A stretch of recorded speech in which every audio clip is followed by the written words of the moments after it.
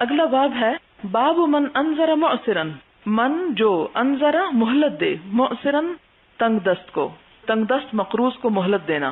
حدثنا ہشام بن عمار حدثنا یحیی بن حمزة حدثنا الزبیدی عن الزہری عن عبید اللہ بن عبد اللہ انه سمع ابا ہریرہ رضی اللہ عنہ عن النبی صلی اللہ علیہ وسلم قال، نبی صلی اللہ علیہ وسلم نے فرمایا، کان تاجر، ایک تاجر تھا، یداین الناس، جو لوگوں سے قرض کا لین دین کرتا تھا. یداین دین سے ہے، دین قرض کو کہتے ہیں. فاذا رأى معسرا، جب وہ کسی تنگ دست کو دیکھتا، قال لفتیانہ، تو اپنے ملازمین سے کہتا، تجاوزوا عنہ، اس سے درگزر کرو، لعل اللہ، شاید کہ اللہ تعالی، ان یتجاوز عنا، ہم سے درگزر کرے. فتجاوز اللہ عنہ، تو اللہ تعالیٰ نے بھی اس سے درگزر کیا. اس سے کیا بات پتہ چلتی ہے کہ جو انسان دوسروں کے ساتھ نرمی کا معاملہ کرتا ہے، درگزر کا معاملہ کرتا ہے، اللہ تعالیٰ بھی اس کے ساتھ درگزر کا معاملہ کریں گے. باب اذا بین البیعان، اذا جب بین بیان کر دے، البیعان خرید و فروخت کرنے والے، یعنی کیا بیان کر دیں؟ مال کے اندر پائی جانے والی کمزوری، کمی، نقص اور عیب. ولم یکتما، اور نہ وہ دونوں چھپائیں، ونصحا، اور خیرخواہی کریں. ویذکر عن العداء بن خالد، عداء بن خالد کے بارے میں بیان کیا جاتا ہے. قال، وہ کہتے ہیں، کتب لی النبی صلی اللہ علیہ وسلم، کہ مجھے نبی صلی اللہ علیہ وسلم نے لکھا، ھذا مشترى محمد رسول اللہ صلی اللہ علیہ وسلم من العداء بن خالد، یہ وہ چیز ہے جو خریدی نبی صلی اللہ علیہ وسلم نے، یعنی یہ وہ بے نامہ ہے یا یہ وہ کاغذ ہے جس پر وہ معاہدہ لکھا ہوا ہے یا وہ تمام طریقہ کار لکھا ہوا ہے جو حضور صلی اللہ علیہ وسلم نے عداء ابن خالد سے خریدا. اور وہ کیا ہے؟ بیع المسلم المسلمہ، کہ بیچنا یا خرید و فروخت مسلمان کی مسلمان کے لیے کس طرح کی ہونی چاہیے؟ لا داء، جس میں کوئی عیب نہ ہو. دا کہتے ہیں نا بیماری کو، یعنی جس میں کوئی نقص نہ ہو. ولا خبثتا، اور نہ کوئی خباثت یعنی کوئی فریب دھوکہ نہ ہو. ولا غائلتا، اور نہ ہی کوئی فسق و فجور کی بات ہو. وقال قتادہ، اور قتادہ کہتے ہیں، الغائلہ، غائلہ کیا چیز ہے؟ الزنا والسرقہ والاباق، غائلہ بہت سی حرام یا گناہ کی باتوں پر اس کا اطلاق ہوتا ہے، جس میں زنا بھی شامل ہے، چوری بھی اور بھاگنا بھی. اباق ابا کا ہوتا ہے آقا کی مرضی کے بغیر غلام کا بھاگ جانا. وقیل لابراہیم، اور ابراہیم نخعی سے کہا گیا، ان بعض النخاسین، کہ بعض نخاس والے، یسمی نام لیتے ہیں، آریہ کہ میرا جانور خراسان و سجستان، خراسان اور سجستان سے آیا ہے. فیقول، تو وہ کہتے ہیں، جاء امس من خراسان، یہ کل ہی خراسان سے آیا ہے. جاء اليوم من سجستان، آج سجستان سے آیا ہے. فکرہہ کراہیۃ شدیدۃ، تو انہوں نے اس چیز کو بہت ہی ناپسندیدہ قرار دیا. یعنی تجارت کرتے وقت، کوئی چیز بیچتے وقت دھوکے اور فریب سے کام نہیں لینا چاہیے. یہ نہیں کہنا چاہیے کہ یہ چیز میڈ ان جاپان ہے جبکہ وہ لوکلی میڈ ہو. تو یہ دھوکہ بھی آج سے نہیں، گزشتہ زمانے سے ہے، اور ہر دور کے انسانوں کے اندر شاید اس چیز کی زیادہ خواہش رہی ہے کہ جو مال امپورٹڈ ہوتا ہے، باہر سے آتا ہے، وہ شاید زیادہ بہتر ہوتا ہے. اور دوسری صورت یہ کہ بعض مخصوص علاقوں کا کچھ سامان اور چیزیں ایسی ہوتی تھی جو زیادہ بہتر ہوتی تھی، جس طرح آج بھی مشینری کے لیے اور کچھ اور چیزوں، کپڑے کے لیے مخصوص علاقے جو ہیں، یا برتنوں کے لیے مخصوص علاقے جو ہیں وہ پسند کیے جاتے ہیں. تو اس زمانے میں بھی جانوروں کو بیچنے کے لیے کیا کہتے تھے کہ یہ خراسان سے آیا ہے اور یہ سجستان سے آیا ہے اور یہ آج ہی پہنچا ہے مال. تو اس بارے میں کہ کیا کوئی شخص اپنی چیز کو فروخت کرنے کے لیے اس قسم کے دعوے کر سکتا ہے یا اس قسم کی بات اسے کرنا جائز ہے، تو کہا گیا فکرہہ کراہیۃ شدیدہ، اسے سخت ناپسند قرار دیا گیا. وقال عقبۃ بن عامر لا يحل لامرئ يبيع سلعة يعلم ان بها داء الا اخبرہ. لا يحل، نہیں حلال، لامرئ کسی انسان کے لیے، يبيع سلعة جو کوئی سامان بیچتا ہے، یعلم وہ جانتا ہے، ان بها داء کہ اس میں کوئی خرابی ہے، عیب ہے، الا اخبرہ مگر وہ اس کو بیان کر دے. یعنی جو شخص اپنے مال تجارت میں عیب کو جانتا ہے اسے چاہیے کہ اس عیب کو بیان کر دے. اسی طرح نہ صرف یہ کہ عیب کو بیان کرے بلکہ اس کی کوالٹی کے بارے میں جو حقیقت ہے اس سے بھی دوسروں کو آگاہ کر دے کہ یہ چیز کہاں کا میک ہے یا کس قیمت کی ہے یا کس قدر کی ہے. حدثنا سلیمان بن حرب حدثنا شعبة عن قتادة عن صالح ابی الخلیل عن عبد الله بن الحارث رفعه الى حکیم بن حزام رضی اللہ عنہم قال قال رسول اللہ صلی اللہ علیہ وسلم، نبی صلی اللہ علیہ وسلم نے فرمایا، البیعان خرید و فروخت کرنے والے بالخیاری اختیار کے ساتھ ہیں، یعنی ان کو اختیار ہے. خرید و فروخت کرنے والے دونوں کو اختیار حاصل ہے ما لم یتفرقا جب تک کہ وہ جدا نہ ہو جائیں. او قال یا فرمایا حتی یتفرقا یہاں تک کہ وہ دونوں جدا ہو جائیں. اس کا مطلب کیا ہے کہ مثال کے طور پر ایک شخص کوئی سامان خریدنے کے لیے کسی دکان پر جاتا ہے اور وہاں پہنچ کر کوئی چیز پسند کرتا ہے اور اس کے پیسے بھی دے چکتا ہے، لیکن ابھی وہاں سے نکلا نہیں کہ اسے چھان پٹک کے دیکھتا ہے تو اس میں کوئی عیب نظر آ جاتا ہے، تو اسے حق حاصل ہے کہ وہ اس کو وہیں پر لوٹا دے، اور جو بیچنے والا ہے اسے چاہیے کہ وہ اس کی چیز واپس لے لے اور اس کے پیسے لوٹا دے. لیکن اگر یہی شخص وہی سودا خرید کر گھر آ جاتا ہے اور گھر آ کر دیکھتا ہے کہ اس کے اندر کوئی عیب ہے اور پھر واپس لوٹتا ہے دکاندار کے پاس کہ اس چیز کو واپس لے لیا جائے، تو پھر دکاندار چاہے تو واپس لے اور چاہے تو نہ لے. کیوں؟ اس لیے کہ اس وقت دکاندار کی ذمہ داری ختم ہو گئی. کیوں ختم ہو گئی؟ اس لیے کہ ہو سکتا ہے کہ وہ چیز وہاں پر نہیں، راستے میں کہیں خراب ہو گئی ہو یا گھر آ کر خراب ہو گئی ہو یا خریدنے والے کے ہاتھوں خراب ہو گئی ہو. اب بعض اوقات کیا ہوتا ہے، آپ ایک چیز خرید لیتے ہیں، مثلا ایک درجن چیز آپ نے خریدی، گھر آ کے آپ دیکھتے ہیں تو وہ 12 کی بجائے 11 چیزیں نکلتی ہیں. اب آپ کہتے ہیں کہ جی نہیں، وہ میں نے دیکھا تو وہ 11 تھی، 12 نہیں نکلی. تو اب بیچنے والے کی کوئی ذمہ داری نہیں، اس پر کوئی گناہ نہیں، اس پر کوئی الزام نہیں. آپ کو چاہیے تھا کہ آپ چیز اٹھانے سے پہلے کیا کرتے، اس کو گن کر گھر لاتے. جب آپ نے گنے بغیر ایک چیز اٹھا لی تو پھر آپ کا اختیار اسے واپس کرنے کا ختم ہو گیا. تو یہاں پر بھی یہی چیز کہی جا رہی ہے کہ البیعان خرید و فروخت کرنے والے بالخیاری اختیار کے ساتھ ہیں، یعنی ان کو اختیار ہے ما لم یتفرقا جب تک وہ دونوں جدا نہ ہوں. اور تفرق کا کیا مطلب ہے؟ تفرق کا مطلب ہوتا ہے الگ الگ ہونا، اور یہاں تفرق سے مراد جسمانی طور پر الگ ہونا. اب بعض اوقات خرید و فروخت ٹیلی فون پر ہو رہی ہوتی ہے، تو اس صورت میں بھی اگر کوئی لمٹ مقرر کر دی جائے کہ اتنے دن تک یہ سودا ہوگا، تو جو سودے کی مدت ہے اس وقت تک اختیار ہے کہ وہ سودا واپس کر دیں یا لیں یا نہ لیں. لیکن اگر وہ مدت ختم ہو گئی، یعنی تفرق مکان کا بھی ہے اور زمان کا بھی ہے.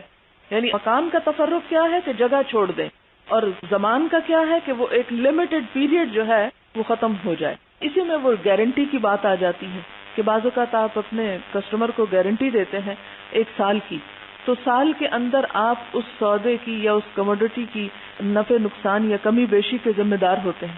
اس کے بعد پھر وہ آپ کی ذمہ داری ختم ہو جاتی ہے کہ وہ چیز پراپرلی ورک کرتی ہے یا نہیں. البیعان بالخیار خرید و فروخت کرنے والے اختیار رکھتے ہیں ما لم یتفرقا جب تک کہ وہ الگ الگ نہ ہو جائیں، یعنی اس سودے کو واپس کرنے کا، پیسے واپس لینے کا، اور اسی طرح دکاندار بھی سودا دے کر واپس لے لینے کا کہ نہیں میں نہیں دینا چاہتا. او قال حتی یتفرقا فان صدقا پھر اگر وہ دونوں سچ کہیں گے، وبینا اور بیان کر دیں گے. کیا بیان کر دیں گے؟ اس سودے کے اندر یا چیز کے اندر جو کمی بیشی ہوگی، کوئی عیب اور نقص ہوگا، بورک لہما فی بیعہما تو برکت دی جائے گی ان دونوں کی تجارت میں. وان کتما اور اگر انہوں نے چھپایا، وکذبا اور جھوٹ بولا، محقت مٹا دی جائے گی، برکت بیعہما ان کی تجارت کی برکت. یعنی جو تجارت جتنی کھری، صاف ستھری، حقیقت پر، سچائی پر مبنی ہوگی، اتنی ہی فلرش کرے گی. باب بیع الخلط من التمر بیع بیچنا، الخلط ملا جلا، من التمر کھجور میں سے، ملی جلی کھجوریں بیچنا. ہمارے ہاں جیسے ٹماٹر ہوتے ہیں تو کچھ اچھے ہیں کچھ خراب ہیں، اور ملا جلا کے ان کو بیچ دیا جاتا ہے. حدثنا ابو نعیم حدثنا شیبان ان یحییٰ ان ابی سلمہ ان ابی سعید رضی اللہ عنہ قال کننا نرزق تمر الجمع، کننا تھے ہم، نرزق دیے جاتے، تمر الجمع ملی جلی کھجوریں، وہوا اور وہ، الخلط ملی جلی ہیں، من التمر کھجوروں میں سے، یعنی ہمارے پاس جب کھجور آتی تھی تو ملی جلی ہوتی تھی۔ وَكُنَّا نَبِيعُ السَّاعَيْنِ بِسَاعٍ، اور ہم بیچ ڈالتے تھے 2 سا کو 1 سا کے بدلے، یعنی کھجور کو کھجور کے بدلے بیچتے تھے۔ کس طرح کہ ملی جلی ایسی کھجوریں جس میں اچھی اور بری دونوں شامل تھی، وہ دگنی دے کر 1 گنا صاف لے لیتے تھے۔ فقال النبی صلی اللہ علیہ وسلم، تو نبی صلی اللہ علیہ وسلم نے فرمایا، لا ساعین بساع، اس کی اجازت نہیں، یعنی 2 سا 1 سا کے بدلے نہیں دیے جا سکتے، ولا درہمین بدرہم، اور نہ ہی 2 درہم کے بدلے 1 درہم۔ ایسا کیوں کیا گیا؟ حالانکہ عقل کو تو یہ بات لگتی ہے کہ ایک مال ناقص ہے اور وہ زیادہ مقدار میں ہے، اور اس کے مقابلے میں جو اچھا ہے وہ کم مقدار میں ہے، وہ لے لیا جائے، تو یہ اس لیے روکا گیا کہ اس سے ربا کا دروازہ کھلتا ہے، یعنی سود کا دروازہ کھلتا ہے، اس لیے سد ذریعہ کے طور پر اس چیز کو روک دیا گیا کہ ایسا نہ کیا جائے، یعنی برابر کی چیز ہو۔ ہاں اگر کیش کے بدلے میں ہو کہ ایک صاف کھجور ہے اور وہ مہنگی بیچی جا رہی ہے اور ملی جلی جو ہے وہ سستی بیچی جا رہی ہیں، تو اس طرح تو خرید و فروخت ہو سکتی ہے، لیکن اگر جنس کے بدلے جنس دی جا رہی ہے تو پھر اس میں اس طرح کی کمی بیشی کی اجازت نہیں ہے۔ باب ما قیل فی اللحام والجزاری، لحام لحم سے ہے، لحم گوشت کو کہتے ہیں، گوشت بیچنے والے، والجزار اور قصاب کا بیان، یعنی کیا یہ پیشہ درست ہے؟ حدثنا عمر بن حفص حدثنا ابی حدثنا الاعمش قال حدثني شقیق عن ابی مسعود قال جاء رجل من الانصار یکنى ابا شعیب، کہتے ہیں کہ ایک شخص انصار میں سے آیا جس کی کنیت ابو شعیب تھی، فقال لغلام له قصاب، تو انہوں نے اپنے غلام سے کہا جو کہ قصاب تھا، اجعل لی طعاما یکفی 5، بناؤ میرے لیے کھانا جو 5 کو کافی ہو، فانی اريد ان ادعو النبی صلی اللہ علیہ وسلم، کیونکہ میں چاہتا ہوں کہ نبی صلی اللہ علیہ وسلم کی دعوت کروں، خامس 5، جو 5 میں سے ایک ہیں، لفظی ترجمہ یوں ہوگا، خامس 5واں، 5 5 کا 5 کا 5واں ہے، یعنی 5 لوگ بلانا چاہتا ہوں جس میں ایک نبی صلی اللہ علیہ وسلم بھی ہیں۔ فإنی قد عرفت فی وجہہ الجوع، کیونکہ میں نے آپ کے چہرے پر بھوک ملاحظہ کی ہے۔ فدعاہم، تو انہوں نے ان کو بلا لیا۔ فجاء معہم رجل، تو ان کے ساتھ ایک اور شخص بھی آ گیا، یعنی اس شخص نے، ابو شعیب نے 5 لوگوں کی دعوت کی، تو چھٹا پاس ایسے سن رہا ہوگا تو وہ بھی ساتھ چل پڑا، بیچارہ ضرورت مند ہوگا۔ فقال النبی صلی اللہ علیہ وسلم، تو نبی صلی اللہ علیہ وسلم نے فرمایا، ان ھذا، بے شک یہ، قد تبعنا، اس نے ہمارا پیچھا کیا ہے، ہم اسے ساتھ لے کر نہیں آئے، یہ ہمارے پیچھے چل دیا ہے۔ فإن شئت ان تأذن له، اگر تم چاہو تو اسے اجازت دے دو، وإن شئت ان يرجع، اور اگر تم چاہو کہ لوٹ جائے، رجع، تو یہ لوٹ جائے گا۔ فقال، تو اس شخص نے کہا، لا، نہیں، بل قد اذنت له، میں نے اس کو اجازت دے دی۔ یہاں قصہ تو کچھ اور ہے، لیکن امام بخاری جس باب کے نیچے اس کو لائے ہیں وہ ثابت یہ کرنا چاہتے ہیں کہ قصاب کا کام جو ہے یا پیشہ جو ہے گوشت بیچنے کا، یہ ایک جائز پیشہ ہے، کیونکہ اگر یہ ناجائز ہوتا تو نبی صلی اللہ علیہ وسلم اس دعوت کو قبول نہ فرماتے۔ باب ما یمحق الکذب والکتمان فی البیع، جو مٹا دیتی ہے جھوٹ اور چھپانا تجارت کی برکت کو، یعنی تجارت میں جھوٹ بولنا اور عیب چھپانا جو ہے یہ نقصان دہ ہے، اس سے برکت ختم ہو جاتی ہے۔ اور برکت کس طرح ختم ہو جاتی ہے؟ مثال کے طور پر ایک شخص اگر وقتی طور پر جھوٹ بول کر یا دھوکے کے ساتھ کوئی چیز بیچ کر منافع کما لیتا ہے تو اس کا اعتبار اٹھ جائے گا، اور انہی شروع میں، ابتدا میں اگر اس کے فریب سے بہت سے گاہک آ بھی گئے تو بالآخر وہ آنے سے انکار کر دیں گے اور کم ہو جائیں گے، پھر کوئی اکا دکا ہی اس کے دھوکے اور فریب میں آئے گا جو اس کے فریب کو نہ جانتا ہوگا، لیکن جس شخص کو اس کا فریب پتہ چل گیا پھر وہ دوبارہ اس کے فریب میں نہیں آئے گا۔ اس طرح دنیا میں بھی اس کا نقصان ہے اور آخرت کا تو ہے ہی ہے۔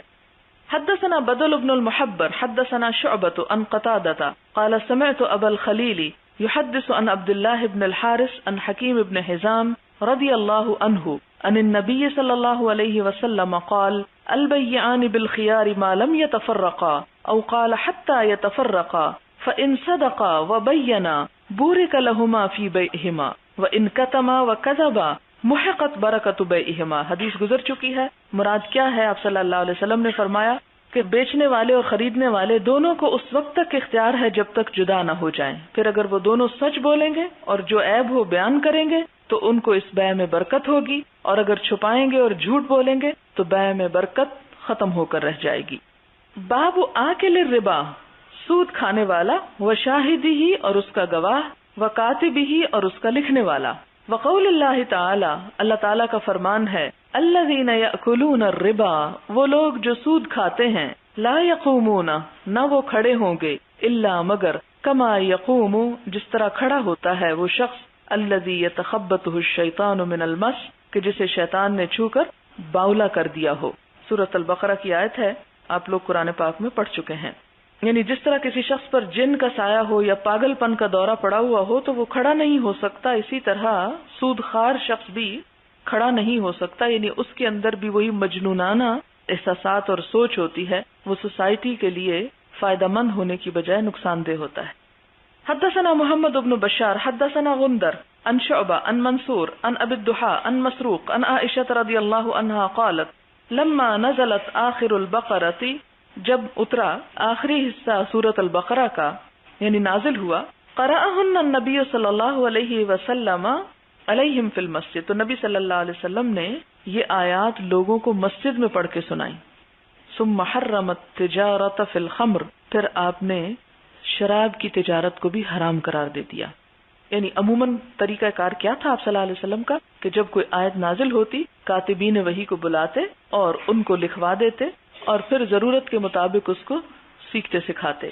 لیکن حرمت ربا پر آیات اتنی اہم تھی کہ جب یہ نازل ہوئیں تو آپ صلی اللہ علیہ وسلم نے مسجد میں جا کر لوگوں کو پڑھ کر سنائی تاکہ وہ اس کی حرمت کو اچھی طرح جان لیں، اور نہ صرف یہ کہ سود کے بارے میں بلکہ اسی موقع سے فائدہ اٹھاتے ہوئے شراب کے بارے میں جو حرمت تھی اس کی خرید و فروخت کی وہ بھی دہرا دی۔ حدثنا موسى بن اسماعیل حدثنا جریر بن حازم حدثنا ابو رجاء عن سمرة بن جندب رضی اللہ عنہ قال قال النبی صلی اللہ علیہ وسلم، نبی صلی اللہ علیہ وسلم نے فرمایا، رأیت اللیلۃ رجلین، میں نے رات دو شخص دیکھے، اتیانی جو میرے پاس آئے، فاخرجانی الی ارض مقدسۃ، پھر لے گئے مجھ کو ایک پاک زمین کی طرف، فانطلقنا تو ہم چل دیے، حتی اتینا یہاں تک کہ ہم آئے، علی نہر ایک نہر پر، من دم خون کی، فیہ رجل قائم جس میں ایک شخص کھڑا تھا، وعلی وسط النہر رجل بین یدیہ حجارۃ، اور نہر کے بیچ میں ایک اور شخص تھا جس کے سامنے پتھر رکھے تھے، فاقبل الرجل تو آگے بڑھا وہ شخص، الذی فی النہر جو نہر میں تھا، فاذا اراد الرجل جب ارادہ کیا اس شخص نے، ان یخرج کہ نکل جائے، رما الرجل تو مارا اس شخص نے، بحجر پتھر کے ساتھ یعنی جو کنارے پر تھا، من الحجارت پتھروں میں سے، فی فیہ اس کے منہ میں، فردہ تو پھر پھیر دیا اس کو، حیث کانا جہاں وہ تھا، فجعل کلما جاء پھر جب کبھی وہ چاہتا، لیخرج کہ نکلے، رما فی فیہ بحجر تو وہ اس کے منہ پر پتھر مارتا، فیرجع کما کانا تو وہ وہیں لوٹ جاتا جہاں تھا، فقلت ما ھذا تو نبی صلی اللہ علیہ وسلم نے فرمایا، میں نے پوچھا کہ یہ کیا ہے، فقال تو اس نے کہا، الذی رأیتہ فی النہر وہ شخص کہ جسے تم نے نہر کے اندر دیکھا، آکل الربا سود کھانے والا تھا۔ قصہ کیا ہے کہ ایک رات نبی صلی اللہ علیہ وسلم کے پاس دو فرشتے آئے، یہ رجلین جو ہیں دو فرشتے ہیں، اور آ کر آپ صلی اللہ علیہ وسلم کو ایک پاک زمین کی طرف لے گئے، اور یہاں پتہ یہ چلتا ہے کہ معراج ہی کی طرف اشارہ ہے، کیونکہ معراج کے موقع پر آپ کو یہ دکھایا گیا تھا، اور جب جنت اور جہنم کا نظارہ دکھایا گیا تو بہت سے لوگوں کو جنت میں اور کچھ کو جہنم کے اندر دکھایا گیا، اور جہنم والوں میں سے ایک شخص کو دکھایا گیا جو خون کی نہر میں کھڑا تھا اور اس کے آگے پتھر رکھے ہوئے تھے، اور دوسرا شخص کنارے پر تھا، تو کنارے والا فرشتہ ہوگا کہ جو نہر کے اندر والے شخص کو عذاب دے رہا تھا۔ عذاب کا طریقہ کیا تھا کہ وہ اس کے اوپر پتھر مارتا جب بھی وہ شخص اس نہر سے باہر نکلنے کی کوشش کرتا، اور ظاہر ہے کہ اس کے تعفن اور گندگی کی وجہ سے، تکلیف کی وجہ سے اس کے اندر ٹھہرنا جو ہے، یعنی آپ تصور میں بھی لائیں، یعنی خون تو دیکھ کے دل کو کچھ ہونے لگتا ہے، تو وہ شخص جو اس کے اندر کھڑا، اس کی اسمیل سے اور اس کی تکلیف جو تھی وہ ناقابل برداشت ہوگی۔ سوال یہ پیدا ہوتا ہے کہ اس شخص کو خون کی نہر سے عذاب کیوں دیا جا رہا تھا؟ تو بات یہ ہے کہ جو شخص سود لیتا ہے وہ لوگوں کا خون چوستا ہے ایک طرح سے. اور مال جو ہوتا ہے یہ انسانی سوسائٹی کے اندر اتنی ہی اہمیت رکھتا ہے جتنا کہ جسم کے اندر خون اہمیت رکھتا ہے. آپ دیکھیں کہ جسم کے جس حصے کو بھی خون کی سپلائی نہ ہو وہ حصہ نم ہونے لگتا ہے، سونے لگتا ہے، اپنا فنکشن چھوڑ دیتا ہے.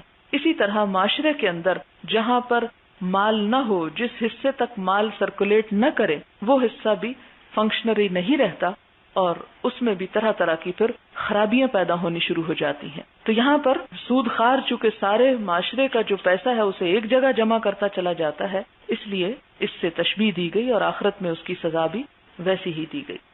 باب موکل الربا لقول اللہ تعالی، موکل کھلانے والا، آکل کھانے والا، موکل کھلانے والا. الربا سود، سود کھلانے والا، لقول اللہ تعالی اللہ تعالیٰ کے فرمان کے مطابق، یا ایھا الذین آمنوا اے لوگو جو ایمان لائے ہو، اتقوا اللہ اللہ سے ڈرو، وذروا اور چھوڑ دو، ما بقی من الربا ان کنتم مؤمنین جو کچھ باقی ہے سود میں سے اگر تم مومن ہو. یعنی جو سود لوگوں پر باقی رہ گیا ہے اس کو چھوڑ دو. الی قولہ وہم لا یظلمون، یعنی وہ آیت آخر تک پڑھ جائیں جہاں آخر میں آتا ہے کہ اور ان پر ظلم نہ کیا جائے گا یا وہ ظلم نہ کیے جائیں گے. قال ابن عباس، ابن عباس کہتے ہیں، هذه آخر آیت نزلت علی النبی صلی اللہ علیہ وسلم، کہ یہ آخری آیت تھی جو حضور صلی اللہ علیہ وسلم پر نازل ہوئی تھی. یعنی کھانے والے کی بات تو پیچھے ہوگی، کھلانے والے کا قرآن سے دلیل کہاں سے ملتی ہے؟ اس آیت سے ملتی ہے. اور حدیث ہے پھر واضح طور پر، حدثنا ابو الولید حدثنا شعبہ عن عون ابن ابی جحیفہ قال رأیت ابی اشترى عبدا حجاما، کہ میرے والد نے ایک غلام خریدا جو کہ حجام تھا، پچنے لگانے والا. یہاں پر بیچ میں کچھ مسنگ ہے جس کا معنی یہ ہے، یعنی الفاظ میں نہیں، یہ بات انڈرسٹوڈ ہے کیونکہ اور جگہوں پر یہ تفصیل کے ساتھ آئی ہے بات. تو انہوں نے کیا کیا، اس غلام کے جو حجامت کے ہتھیار تھے وہ توڑ دی. حجامت سے میرا سر موننے والی حجامت نہیں جو اردو میں ہے، بلکہ وہ خاص طور پہ پچنے لگانے والے. تو انہوں نے وہ توڑ دیے ہتھیار اس کے کہ یہ پیشہ نہ کر سکے. فسألتہ، میں نے اس سے پوچھا کہ انہوں نے ایسا کیوں کیا، اس کے ہتھیار کیوں توڑے. فقال، تو انہوں نے کہا، نہى النبی صلی اللہ علیہ وسلم، کہ نبی صلی اللہ علیہ وسلم نے روکا ہے کس سے، ان ثمن الکلب، کتے کی قیمت سے، یعنی کتا خریدنا بیچنا جو ہے منع ہے، اس کے پیسے نہیں لینے چاہیے. وثمن الدم، اور خون کی قیمت لینے سے. ونہا عن الواشمۃ، اور روکا ہے گوندنے سے، والموشومۃ، اور گندوانے سے. یہ گودنا اور گدوانا کیا ہوتا ہے؟